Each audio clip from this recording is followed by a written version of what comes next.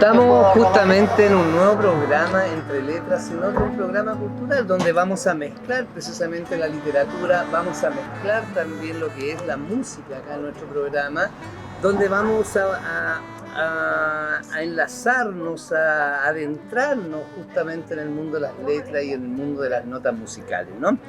Y hoy día estamos justamente aquí en la plaza, en Vicuña, frente a la plaza, estamos justamente en el Café Zamora, estamos a través de un rico café que nos sirvieron acá junto a Benjamín y junto a Patricia Pinto y a Benjamín Rojas, ¿no? Que son dos escritores que llevan más de 50 años casados, que lo unió la letra y las sábanas, ¿no? Así que yo creo que sí, eso ha sido muy interesante, digamos, cómo se fusiona la letra en este erotismo que es precisamente en una pareja, ¿no? Patricia Pinto, tú eres una mujer que ha escrito, una mujer que ha trabajado, que ha estudiado pedagogía en castellano en su época, donde se inició, después se fue a hacer un doctorado junto con su compañero, se fue a Estados Unidos, después del 73, a los días del 73, yo recuerdo 15 días después del 73, golpe militar, donde viajaron precisamente a hacer un doctorado en letras o en lenguas. Sí, filosofía. En filosofía y literatura. En literatura, donde pues volvieron, se fueron con sus hijos, sus dos hijos y ustedes dos. Sí. Volvieron después de un tiempo, se les acabó la visa, tuvieron que volver a la Universidad de Chile, que lo habían echado, ya lo habían despedido sin anuncio alguno. Suele suceder en aquella época, ¿no? Desde nadie te anunciaba nada y los cambios eran drásticos, brutales, por decirlo de alguna manera, y volvieron a Concepción, o se fueron a Concepción a trabajar a Concepción. Cuéntenme qué pasó en Concepción precisamente. Bueno, llegamos a Concepción el año 81. Yo gané un concurso en la Universidad de Concepción, en el Departamento de Español, y por supuesto nos fuimos los tres. Todavía no habíamos aprendido a vivir en dictadura y yo no conocía la universidad en dictadura, que era muy distinta a la universidad abierta que conocimos en el Pedagógico de Santiago, en Chile.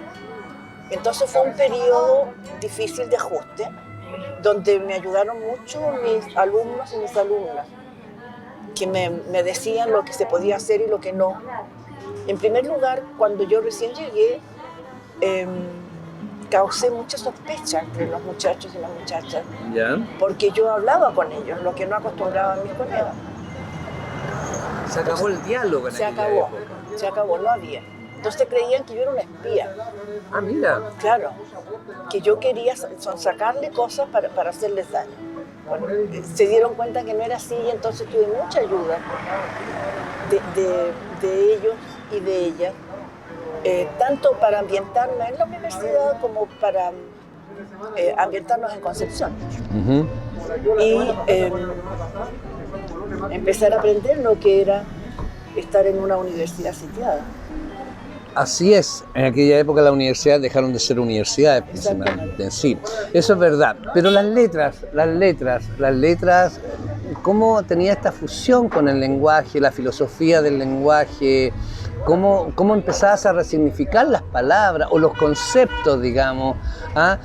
Un paréntesis, aquí estamos en plena plaza, la bulla es parte de la naturaleza, de la realidad de nuestro Vicuña, digamos. Es y otro que me parece, lenguaje. Es otro lenguaje también que tenemos acá y que es parte de nuestra cotidianidad, ¿no? Entonces yo creo que es importante que lo escuche también la gente, no vamos a evitar los ruidos, todo lo que pase para que sea y se vea un poco, captar la verdad que vivimos en nuestro presente, ¿no? Hasta con propaganda.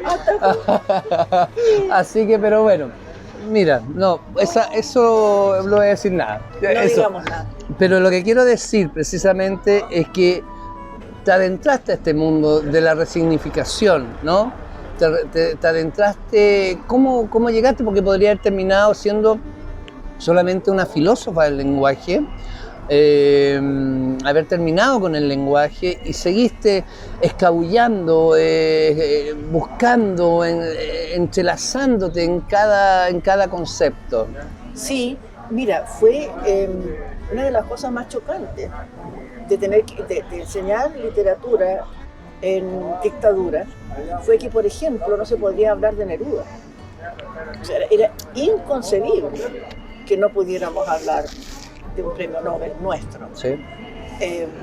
Entonces, ¿Pero de Gabriela? De Gabriela sí. Pero sobre todo de la Gabriela de los piececitos de niños, lo más inocua posible. Uh-huh. En ese tiempo, en los 80, primaba en el Departamento de Español de la Universidad de Concepción, primaban las aproximaciones formalistas a la literatura, que implicaban no meterse con lo que se decía, sino con cómo se decía. Entonces era inocuo, no era peligroso para nada. Y nunca ha sido mi fuerte ese. A mí me interesa mucho más ver lo que se dice y cómo se dice junto, pero no poner ese énfasis enorme en la forma. Entonces yo no tuve ningún apoyo de parte de mis colegas, sino al contrario. Además que se enojaron, porque a los alumnos y a las alumnas les interesaba mucho más acercamientos más humanos y más completos que el puro estructuralismo, que era lo que se manejaba en aquella época. La línea del estructuralismo. De la línea del estructuralismo. Uh-huh. Y entonces poco a poco yo fui introduciendo mis miradas. Y tú sabes, volviendo al estructuralismo un poco, ¿no? Tú sabes que hay un concepto esencial ahí del estructuralismo donde precisamente desconfían de la capacidad de los seres humanos de poder reconstruirse. Esa es la esencia fundamental del estructuralismo. Oh, a ver, explícame un poco más. Claro, en el fondo, por eso está, en ese sentido, digamos, está tan estructurado el ser humano, está tan estructurado por todo lo que significa la estructuración de una sociedad, ¿no? Donde en el cual está tan estructurado que hay una desconfianza de parte del estructuralismo, hay una desconfianza de que el hombre puede cambiar, o la mujer, el hombre como especie, ¿no? Eso es el asunto, digamos. ¿Te das cuenta, no? Entonces por eso es tan importante el estructuralismo dentro de las sociedades en ese sentido tan dogmático, por decirlo. Claro, sí, ese fue el sentido que se le dio a partir de la línea occidental del estructuralismo. Exactamente. Porque las bases, el origen del estructuralismo no es occidental. No, es absolutamente soviético y la línea eslava. Bueno, justamente lo que se dio acá y lo que se ocupó ahí y se entregó esa línea ahí, la desconfianza del poder cambiar. La línea francesa del estructuralismo. Así es. Con grandes filósofos, grandes pensadores y grandes escondedores de la realidad. Así es. No humanistas. No sirven los humanistas. Estamos con Benjamín acá, Benjamín Rojas, donde en el cual simplemente también él tiene unos ensayos acá escritos sobre las miradas literarias, charlas del Elqui, son unas miradas literarias que justamente me estaba explicando de qué trataban estos ensayos, unos ensayos absolutamente distintos a este estructuralismo, por decirlo, a este estructuralismo. Benjamín, explícanos, tú me hablabas que hay 5 ensayos, dos contemporáneos y 3 absolutamente antiguos del siglo XIX. Del siglo XIX. Cuéntanos un poco qué significa esto de la resignificación del ensayo totalmente distinto, saliéndose del estructuralismo o de esta cosa tan dura del ensayo. A ver, lo importante en este tipo de trabajo que yo he hecho es que es un trabajo que he tenido que hacer a mí mismo. Es un trabajo absolutamente intimista, aislado, porque me fue mal en el sentido pedagógico, naturalista, tanto en Chile, cuando era profesor de la Universidad de Chile, en el pedagógico, como después también en el extranjero. También tuve mis ribetes y mis contradichos con mis profesores que suele pasar, ¿eh? Claro, y cuando comencé a pensar entonces y volver, yo no volví a la universidad, a diferencia de Patricia. Patricia pudo entrar a la universidad, pudo ser profesora de universidad a un estilo y a un nivel superior, incluso mejor de muchos otros colegas que ella tenía al lado, mientras que yo no pude, porque hubo un rival en concreto que no quiso que yo entrara.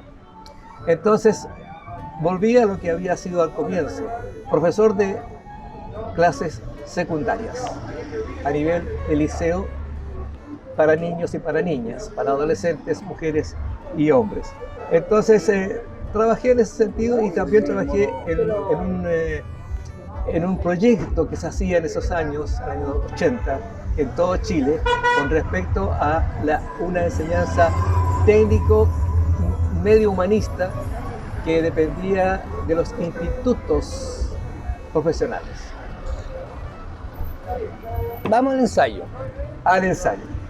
El ensayo este ensayo intenta mostrar el texto, antes que nada, sin mediación mía, sin la mediación del investigador, sin la mediación del ensayista, solamente con la mirada, por eso se llama miradas literarias, del lector, de un buen lector con emociones, un lector con conocimientos, un lector que quiere avanzar más allá de lo que está allí, justamente resignificando los textos. Y de repente uno se encuentra con que todo lo que se ha dicho antes de un poema, y que aparece como ahora la palabra canónico, que es una palabra que se emplea mucho hasta hoy día de hoy. Lo canónico, aquello que tú llegas y que sabes que esto es y ya no puede tener ninguna otra transformación. Significación. Yo he descubierto que todo esto tiene una doble, triple, cuádruple significación.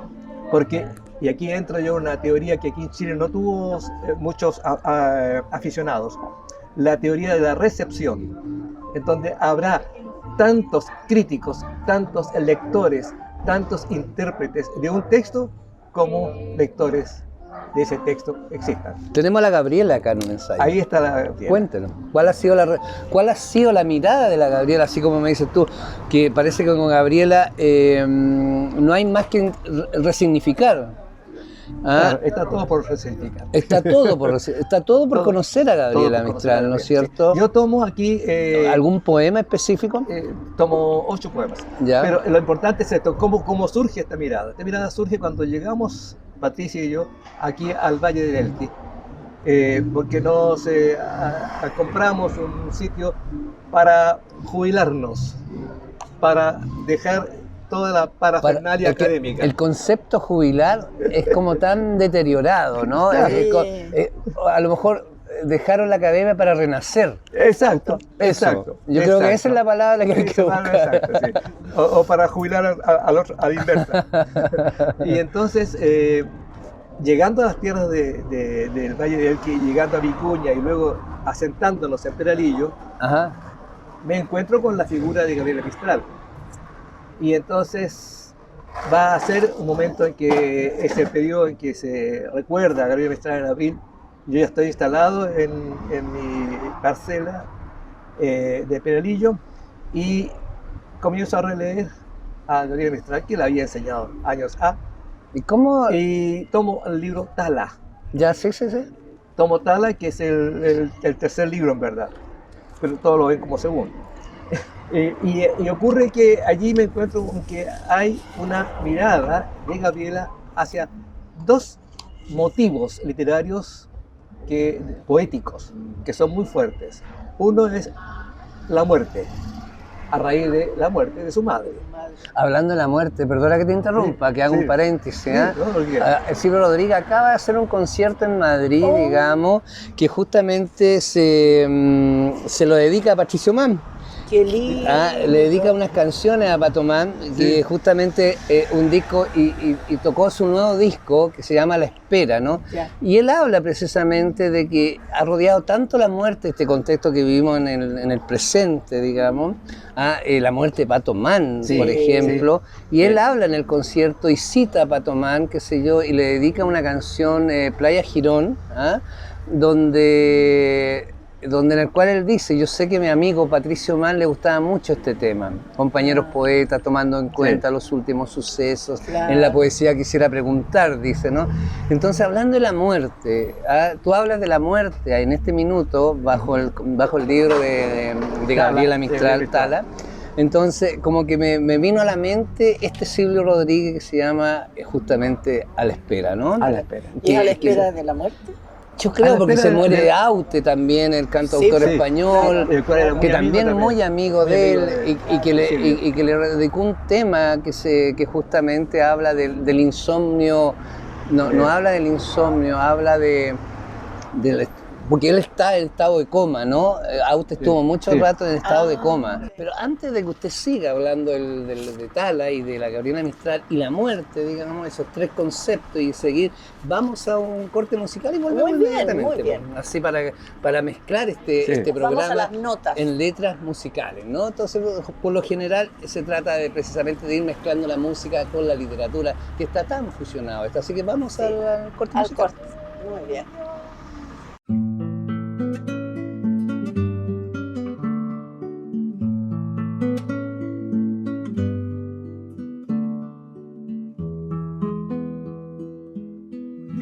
Desde la noche sin fin baja una estrella hasta el mar, luz que se quiere dormir en la fresca oscuridad.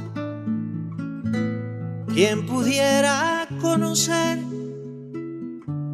todo lo que ve la luz? Los universos de ayer, los mañanas del azul, noches sin fin, sin fin, sin fin y mar, para soñar, soñar la estrella. Quien estuviera allí viéndote reposar, saber tu sueño y cantarlo. Noche sin fin y más.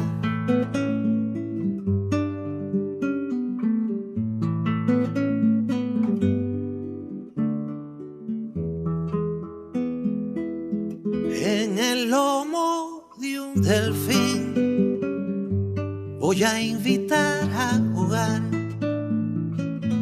a esa luz que va a dormir en la frescura del mar, porque yo quiero saber todo lo que sabes tú, los universos de ayer, los mañanas del azul, noche sin fin, sin fin, sin fin y mar, para soñar, soñar la estrella. Quien estuviera allí viéndote reposar, saber tu sueño y cantarlo. Noche sin fin y mar.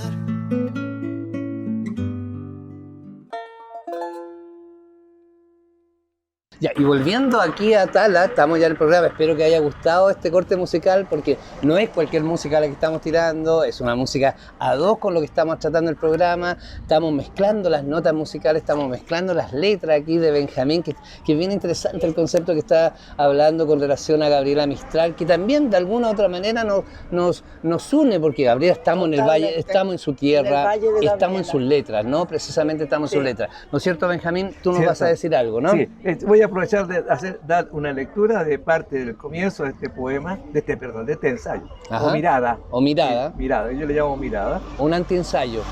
Una especie de antiensayo. Sí. La singularidad, así como la eficacia estética de la obra poética, de Gabriela es la de haber permitido una concentración o reunión en armonía a un alto nivel de múltiples estados y heterogéneas situaciones intercambiables entre la poeta y su receptor o receptora. Es la gracia de esta poeta.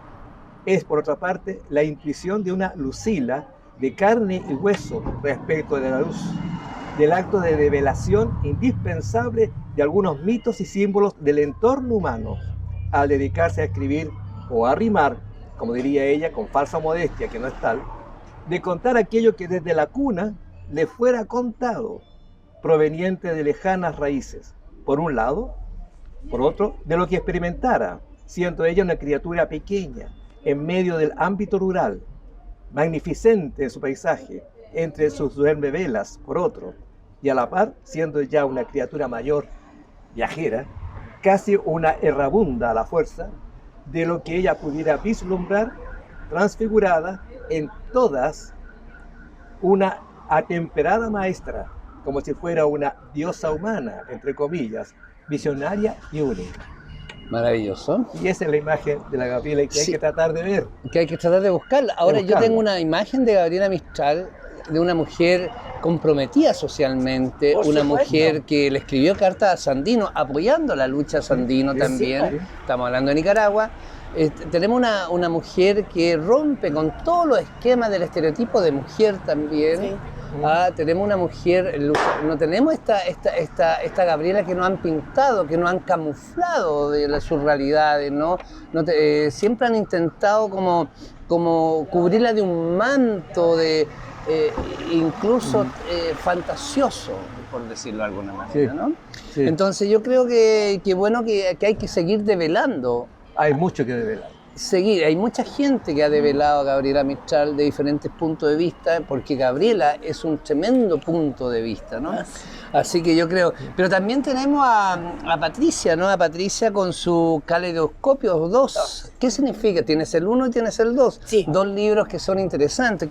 Cuéntanos una pequeña reseña de lo que significa en términos literarios este caleidoscopio. ¿De dónde nace el nombre, por ejemplo? Caleidoscopio nace del instrumento caleidoscopio. Ajá. Que a medida que tú lo das vuelta, cambian las figuras y los colores y te estás dando siempre una visión multifacética. Entonces, yo empecé a escribir tímidamente, estando todavía en la Universidad de Concepción, con muy poco tiempo para mi escritura, y pensé que cuando me jubilara, o renaciera. Yo creo que hay que renacer, en el Valle de Elqui, me iba a dedicar 100% a escribir. A buscar las letras.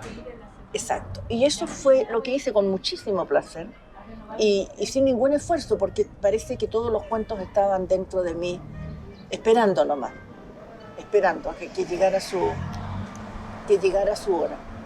Que fluyera. Exacto, que fluyera. Entonces yo quise publicar el primer caleidoscopio en Concepción como un tributo a ese lugar donde vivimos tantos años y donde con una entrañable amiga creamos el primer programa de estudios de la mujer que hubo en una universidad en Chile, que es lo que yo considero mi aporte mayor en todo el tiempo que estuve en la universidad, de vuelta de Estados Unidos. Porque no había nada, había que empezar de cero. Era una sociedad terriblemente patriarcal y que se oponía tenazmente a que los puntos de vista feministas pudieran aparecer. Por ejemplo, en los programas de los cursos de mis colegas casi no había mujeres. Esto nace acá, ¿sí? Esto nace en Peralillo. No, el libro de cuentos sí. El libro de cuentos nace en Peralillo. Nace en Peralillo. Esto de encontrarse con los cerros, con el calor, con el sol, tu pasado fuerte que ha sido duro también, como todos los seres humanos que han sido duros. Esto nace de encontrarse con las letras. El cuento ha sido, históricamente hablando, ¿no? Que nace después de la poesía, ¿no? Claro. Nace después de la poesía, porque la poesía fue como uno de los primeros escritos, por decirlo de alguna manera, y el cuento empezó, ¿quién dice que el cuento necesita muchas palabras para contar algo? Sí, claro. Y la poesía necesita muy pocas palabras para decir la verdad también. Sí, sí. ¿Qué piensas de eso? ¿El cuento viene siendo como una especie de facilidad, digamos, para alcanzar a la gente? Entonces, lo que yo quería decir, que se facilita poder contar a través del cuento las cosas, las verdades, tus emociones, las sensaciones, tus propias verdades, qué sé yo, etcétera. Se facilita el cuento con relación a la poesía, por ejemplo, para llegar a eso. Para llegar al público, yo creo que llega más el cuento. Sí, ¿no? Porque narra una historia. Ya. Y eso siempre ha encantado al ser humano, desde que nos juntábamos en corro a conversar. ¿Y por qué Gabriela llega a través de la poesía? No sé cuánto llega, la verdad. No sé cuánto llega. O sea, llegó a ser un premio Nobel, de hecho. Eso sí. Y que después acá en Chile, después de muchos años, le dieron el Premio Nacional al Absurdo, de la contradicción misma, ¿no? Sí, sí. ¿Por qué llega Gabriela? ¿Por qué llega a través de la poesía? Siendo tan...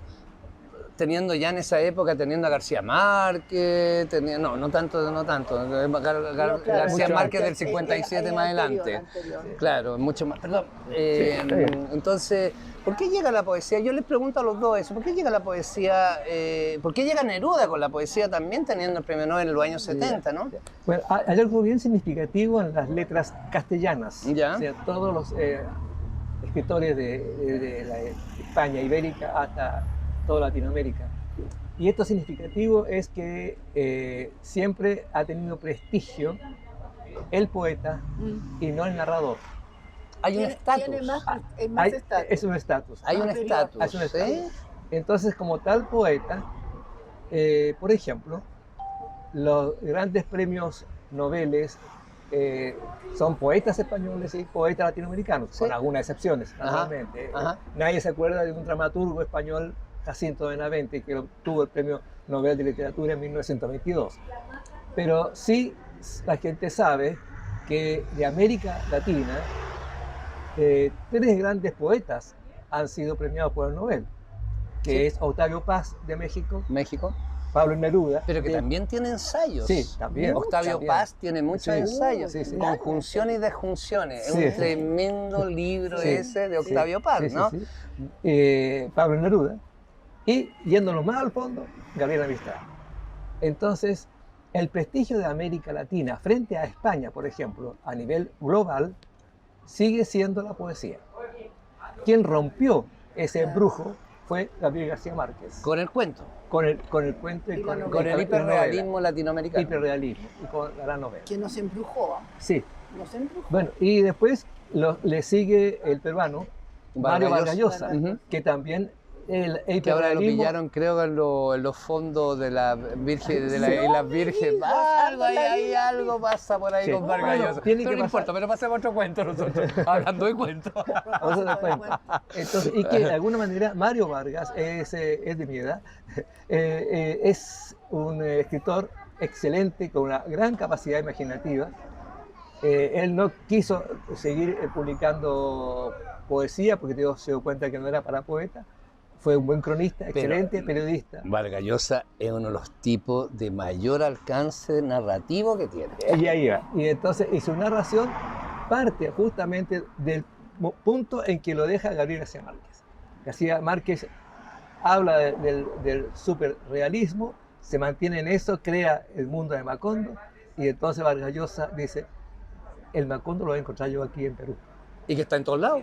Está en todos lados. Pero está en todos lados. Macondo está en todos lados. Pero con su novela, la Casa Verde, La Casa Verde, empieza a descubrir un Perú incógnito, uno desconocido, que todos lo veían, pero que nadie se atrevía a decirlo. Y él lo plantea en una novelota, porque él escribe mucho. Es la mayor de ellas, de todas las que escrito. Y la conversación en la catedral, Sí, y la conversación en la catedral. Pero mayor en páginas. Sí, en cantidad, en extensión, digamos. Es Casa Verde, sí. La Casa Verde. Entonces, eso vuelve otra vez a nivel global, embrujar la narración. Porque ya se había dado un paso muy importante, que fue el paso de la generación de García Márquez, que tiene un nombre, donde está José Donoso, Pepe Donoso, el chileno, también a ese nivel. Y que es un movimiento que se da en España y en México. Chile no contaba para nada. Mira. Que es ese mundo mágico, ¿El realismo? El realismo mágico. ¿Por qué no? ¿Por qué en Chile no se dio eso? ¿Es un tema histórico? ¿Un tema que aquí nos aniquilaron todas las culturas, por ejemplo? Se dio, pero en muy pequeña escala, en una mínima expresión. Hay un realista mágico, por ejemplo, que nadie recuerda. A propósito, con Patricia y contigo hemos conversado otras veces de los olvidos que hay que rescatar. Y al rescate del olvido, nosotros tenemos que encontrar a un narrador que escribió 2 libros que se llamó Juan Aymar, como pluma literaria. Seudónimo. Su nombre era Yáñez, el apellido de Yáñez. Él, en el año 37, 39, escribe cuentos y pequeñas novelas breves con este concepto del mundo mágico. Pero pasó por las letras, no sé si será por la historia. No sé si será producto de mi ignorancia o no, pero yo veo que aquí los narradores chilenos, o acá en Chile específicamente, son muy distintos a los narradores del resto latinoamericano, en el sentido urbano. Sí. Hablo de Nicomedes Guzmán, hablo de Mario Rojas, qué sé yo. Etcétera, ¿no? Entonces, Telier también. También, en la poesía. En la poesía, pero poesía siempre es urbana. La gran mayoría es urbana y con movimientos sociales muy potentes, ¿no? Donde narra. No en cambio, por ejemplo, yo veo o leo que se llama Vargallosa, Las 5 Esquinas, que es uno de los últimos libros que escribió, La conversación en la catedral, qué sé yo, esta revolución de los yagunzos en Brasil, qué sé yo, la historia del fin del mundo, que se llama el libro. Y tú te meten a un mundo tan desconocido a nuestra cultura, digamos. Entonces, ¿por qué acá en Chile? Claro, yo a veces pienso, bueno, aquí llegó la civilización, entre comillas, la civilización en 1890 con el Jerarcón y la Academia de Guerra, ¿no? Sí. Y ahí a partir de eso se aplana todo. Y entra este señor de Andrés Bello, ¿no? Donde quiere modernizar Chile. Entonces, que en el sur, en la Antártida, se diga poroto con mote y en Arica también se diga poroto con mote, en el mismo lenguaje, digamos. O sea, de hecho, habla del araucano, donde nos mete a todos dentro de un solo saco. Bueno, yo tengo al respecto un pensamiento que nunca lo pude desarrollar porque quedé sin aula, quedé sin clases. Ya, pero lo puedes desarrollar acá en Peralillo, por eso pues. aparece de vez en cuando por ahí. Y este pensamiento quiere decir que en Chile lo que más ha primado ha sido la mediocridad. ¿Ya? Y toda persona que superara esa mediocridad, todo pensador, todo intelectual, todo escritor, todo poeta que superara esa mediocridad fue considerado envidiosamente como un ser superior muy poco grato al común, al común que vive aquí. Entonces, quienes lograron esto, lo lograron porque vivieron fuera. Estamos hablando de Mata, Roberto Mata, estamos hablando de Roberto Mata, de Pablo Neruda mismo. De Pablo Neruda mismo, estamos hablando de Huidobro. De todos los que vivieron afuera. Todos los que Gabriela Mistral. Hagan lo que quieran. Pero afuera. No vengan a molestar aquí. Y aquí quedó entonces una pequeñez, la mediocridad. Así es. Dentro de eso también hubo pensadores, escritores, intelectuales fabulosos aquí, pero son los postergados. Así es. ¿No? Así es. Y hubo un tipo de literatura que cundió mucho en Chile, que fue la del cronista. Un estudio que no se ha hecho, que es la historia del cronista, que son aquellos columnistas que eran pagados por los propietarios de diarios para mantener la atención pública. Esto es en las décadas del año 1910 a 1930, o sea, ya hace 100 años. Y allí surgen personas como Joaquín Edwards Bello, quien sostiene todo un diario escribiendo 2 veces a la semana, crónicas. Y el Mercurio, para no ser menos, le paga por primera vez a un escritor chileno llamada Gabriela Mistral, para que sea su corresponsal en el extranjero. Entonces, con estos 2 elementos yo me digo, bueno, ¿cómo es esto? ¿Nos aceptamos o no nos aceptamos?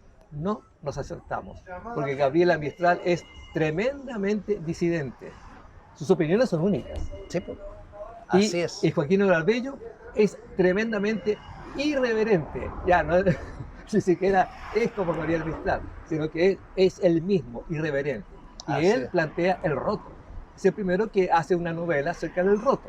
El roto es el habitante que vive en un conventillo en la ciudad Después de la Santiago. Salitrera. Después de la Salitrera. Después de la antes migración de también. la Salitrera, cuando Claro. quedan cesantes, llegan a Santiago, Llega a Santiago, sin pega, qué sé yo, sin etcétera, pega y los y- meten en los conventillos. En los conventillos. Que después, Y como, tienen como nosotros somos bastante medio arribistas y desclasaditos de repente, sí, le sí. pusimos pasaje y después le pusimos... Claro. qué Ahora sé yo, condominio. Condominio, ¿sabes cómo Ahora es eso? condominio.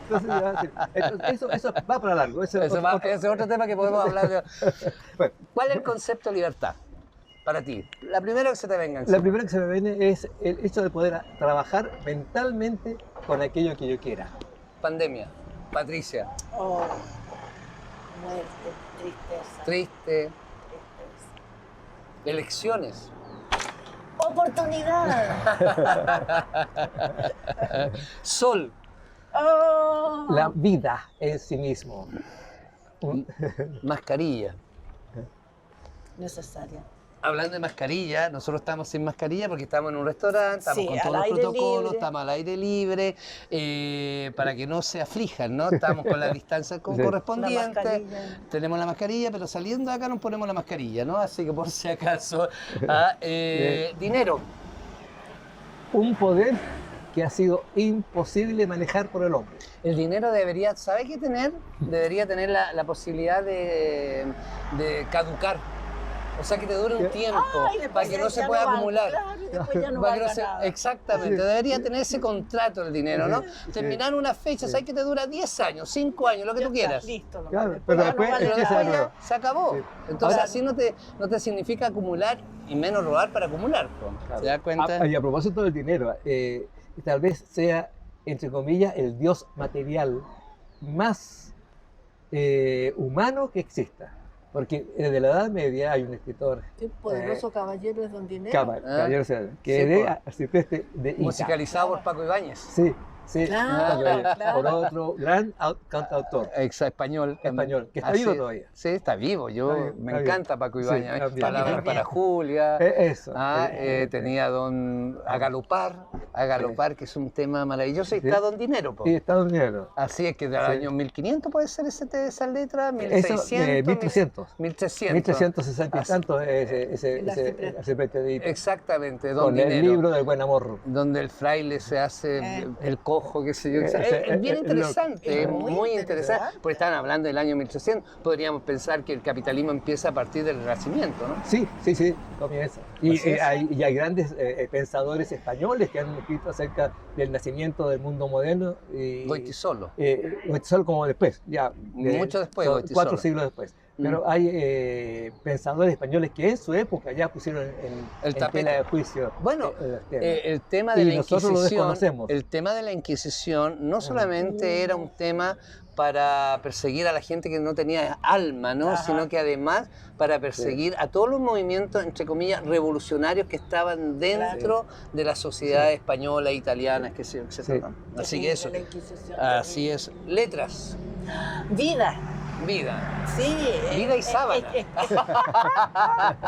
Expresión, creatividad, alegría. Diálogo. Comunicación permanente. Sí, ¿no? Pensar. Yo creo que es parte de la existencia. ¿Sí? Sí, ¿Y tú crees que en este contexto que vivimos ahora pensamos? sí. Yo pienso. ¿Tú crees que la sociedad que vivimos actualmente te deja pensar? Hay que luchar para pensar. ¿Pero te deja la sociedad? No quiere, No quiere que no pienses. quiere. La reflexión, ¿no? Sí. El tema, ¿no? Sí, entiendo. César Vallejo. Gran poesía y un dolor enorme de haber sido mixto, criollo. La poesía criolla se refleja tremendamente en César Vallejo. En el doble Perú. En el doble Perú. El doble Perú. Y ese doble Perú... de la llovizna. Sí, y yo lo conocí ese doble Perú no a través de César Vallejo, sino que personalmente con José María Arguedas, a quien lo conocí. Estuvo en Chile. Estuve en Chile, lo conocí personalmente en los años 60. Hay golpes en la vida tan fuertes, yo no sé. De Vallejo. De Vallejo. Sí. Y José María Arguedas, que fue antropólogo y gran escritor, gran novelista, con El zorro de arriba y El zorro de abajo. Cuando vino para acá, vino ya en muy malas condiciones. Él era nativo indígena, quechua puro, pero el gran dolor de su vida fue que nunca se le dio el valor que tenía cuando él trataba de fundir lo quechua con lo español, con el castellano. ¿Fusionar? Nunca pudo funcionar. No. Y la experiencia de él es muy tremenda, muy grande, porque él una vez nos contó a otros amigos con los cuales estábamos en Chile, allá en Santiago, era que él aprendió el español a los 19 años. Imagínate. Todo el mundo anterior, los 18 años anteriores fueron quechua. Indígenas, pero en mundo quechua. Imagínate. Patricio Mann. Oh, Patricio Mann. Profundidad, valentía. Dijo lo que mucha gente no decía. Y yo me enteré que fue miembro del Frente Manuel Rodríguez. Fue vocero. Fue vocero en el exilio. Se me había olvidado a mí pues. eso, un hombre muy valiente. Así es. ¿Tu compañera? Irreemplazable. ¿Tu compañero?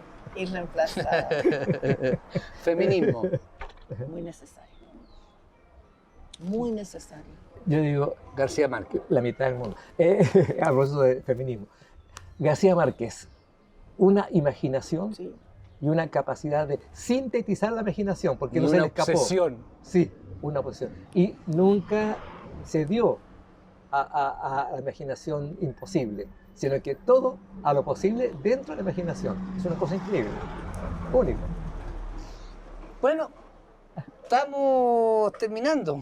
Estamos terminando este programa que ha sido bastante fluido, ha sido interesante y agradable. Muy entretenido, con todos los obstáculos que tenemos en un café, en un café literario. Claro. Un café literario en el cual podemos de alguna otra manera encontrarnos, digamos, con nuestra rutina de Vicuña, con los personajes, con la gente que pasa. En fin, yo creo que es interesante poder conversar encima de todos. Es por decirlo, ¿no? Sí. Encima de todo, sí. y que no se transforme en una clandestinidad hablar de literatura. No. ¿Te das cuenta? Es muy claro. Entonces es interesante poder ver el ambiente, el sonido del ambiente, las interrupciones, qué sé yo, la música de fondo, qué sé yo, el cafecito. Y así que, bueno, yo... El olor a incienso. El olor a incienso de también. tienda, así que este es nuestro primer programa. Vamos a seguir con otro para que sigan viéndolo ustedes también. Vamos a tener otros literarios, digamos, o literatos, o escritores, o escribidores. Claro, hay de todo. Hay de todo, ¿no? Fotógrafos también, de repente, vamos a hablar de imágenes también. Entonces yo quiero despedirme acá del programa y, como siempre, ¿no? Estar atento, digamos, a todas estas letras que nos aparecen diariamente en nuestro país y en este caso en nuestro Vicuña, ¿no? Así que nos estamos encontrando la próxima semana, como siempre, a la misma hora.